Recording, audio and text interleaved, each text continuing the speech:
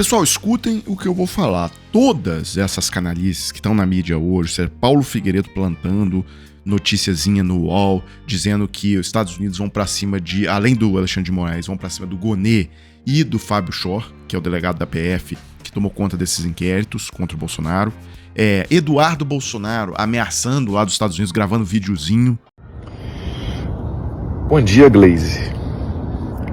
Sabe onde é que eu tô? Você fica falando que nós somos amantes dos Estados Unidos, mas essa relação aqui não tá em lista nenhuma, não. Passar bem. A causa disso tudo, pessoal, é a paulada que eles levaram do Trump na semana passada. Até agora, eles não conseguiram surgir com um discurso que emplaque no gado, que convença o gado de que tá tudo bem e tal. Então, aquilo lá que, assim, o Bolsonaro foi denunciado pela PGR, Trump não falou nada. Aí, o STF aceita a denúncia, ou seja, o Bolsonaro agora tá a um passo da cadeia. E o Trump, ao invés de soltar uma declaração, ele solta uma declaração dizendo que o sistema eleitoral brasileiro é exemplo de segurança para o mundo. Aquilo ali abalou a confiança dos bolsonaristas. E, inclusive, olha só como é que passou o recibo. O Paulo Figueiredo está agora, eu tô falando para vocês agora, são 2h15 da tarde do dia 31 de março, segunda-feira.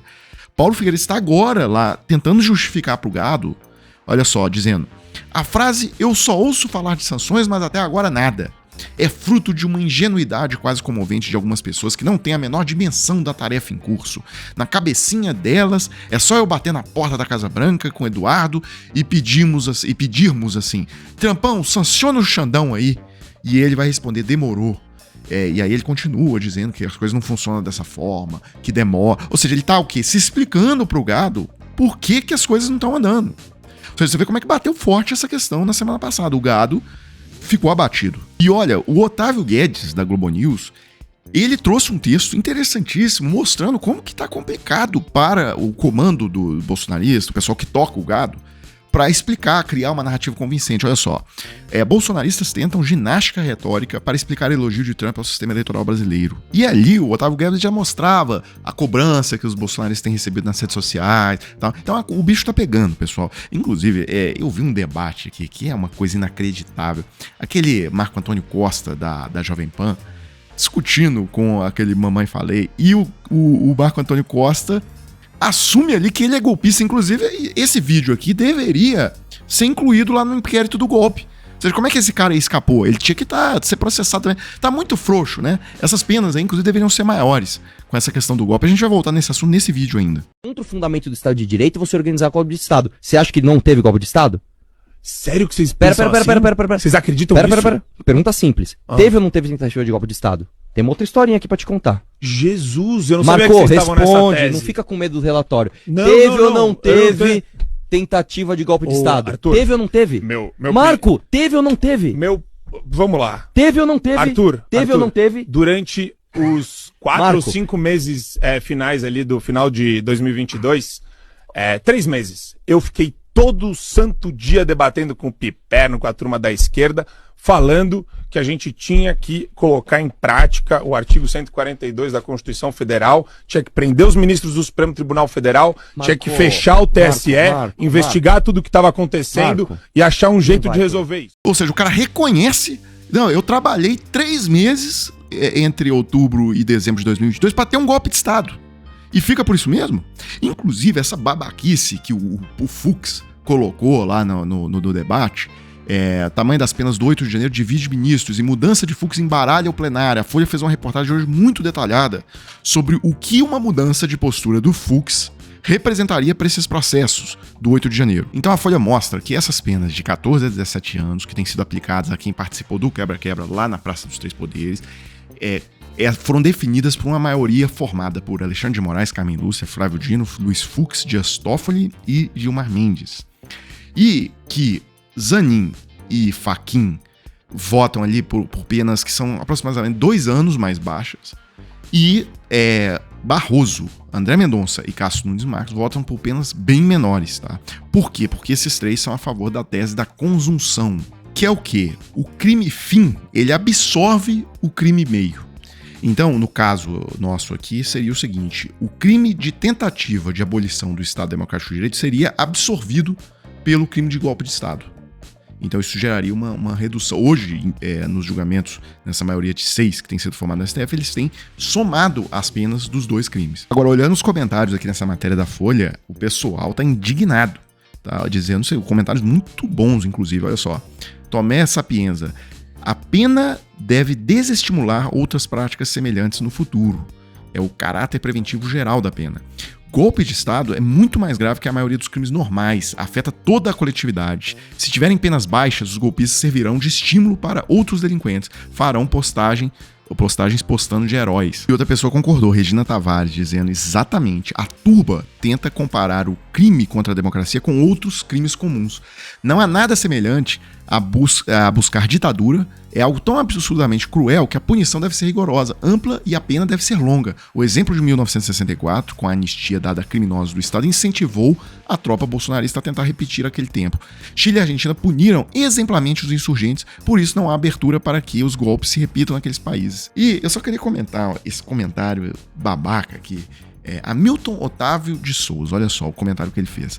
Diferentemente da anistia de 1979, que visou a redemocratização do país, a anistia pedida agora para bolsonaristas do 8 de janeiro visa reparar erros jurídicos do STF, a questão do foro e os abusos de Alexandre de Moraes. Imputou penas cumulativas máximas sobre fatos subjetivos, né, que ele considera golpe de Estado um fato subjetivo, e fatos objetivos o dano contra o patrimônio público. Se Moraes tivesse julgado com bom senso, não teria dado a bandeira da anistia para a direita bolsonarista. Tudo o que pinta e cheira injusto gera indignação, ainda bem. E aí alguém questionou esse sujeito embaixo, Marcos Araújo, dizendo assim: qual seria a dosimetria aplicada à sociedade se o golpe tivesse dado certo?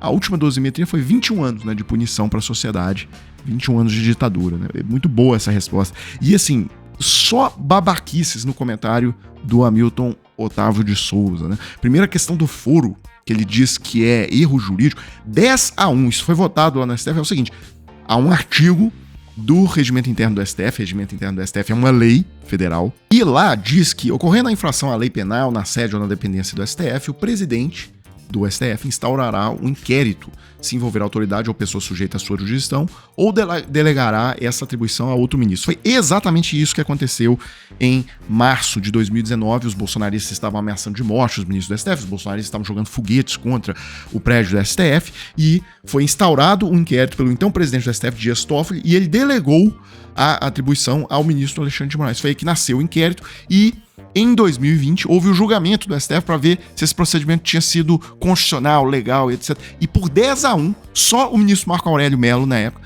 votou que era inconstitucional. 10 ministros votaram e acabou, o assunto foi encerrado. Ou seja, esse assunto do foro, por que esse inquérito, esse processo corre no STF, do golpe de Estado, esse assunto é encerrado, já foi. O que esse sujeito tá falando de foro? Ignorante. Que ignorância é essa? Só para fechar aqui, pessoal, mudando de assunto, uma última coisa, a Petrobras anunciou a redução hoje de 17 centavos no litro do óleo diesel nas distribuidoras. Eu queria chamar a atenção para um ponto. Desde dezembro de 2022, ou seja, desde quando o Bolsonaro saiu do poder, o preço do diesel caiu 20% nas distribuidoras, ou seja, 94 centavos por litro. Pessoal, isso num cenário que a inflação acumulada desde então está na casa dos 9%. Ou seja, era de se esperar que o preço, na verdade, tivesse subido aí na casa de 9%, pelo menos. E, na verdade, o preço caiu 21%. Eu queria chamar a atenção para ele, porque obviamente que os Bolsonaro, Cleitinho não vai falar, nem Nicolas vai falar disso hoje, tá? Caladinhos sobre isso aqui. Pessoal, agora eu quero falar com você que tem interesse de faturar entre 2 a 6 mil reais trabalhando de casa, tá? 100% home office. Hoje em dia, nas plataformas digitais, existem várias formas de você obter esse resultado. E olha só, não é bet, não é casa de aposta, não é porcariada nenhuma disso. É trabalho sério, é trabalho de verdade e é para quem tá interessado no assunto, tá? Então, eu consegui aqui a autorização de 3 pessoas que fecharam com a gente para mostrar o depoimento delas sobre o que elas acharam aqui, qual foi o retorno que elas obtiveram. Então, Marcos Viana, por exemplo, conseguiu $679 em 2 semanas após iniciar com o Clayson. Isso, numa conversão simples, dá R$ 3.870. Vamos pro segundo caso que autorizou aqui colocar o depoimento. O Luiz Felipe falando, olha, depois eu comecei lá com o Clayson e tal, em um dia eu fiz $101, tá? Isso aí dá aproximadamente R$ 575. E só pra gente fechar aqui eu queria mostrar o que disse a Joyce Araújo. Ela também autorizou a divulgação aqui do depoimento dela. Ela teve o melhor resultado, tá? $1.098, tá? Isso aí dá na conversão R$6.258. Então é o seguinte, se você quiser saber como que faz, etc., clique no link que aparece na descrição do vídeo aqui embaixo, e aí você vai ser remetido a conversar com o Clayson e vai ter todos os esclarecimentos. Pessoal, então é isso. Eu fecho esse vídeo agora e volto numa próxima oportunidade.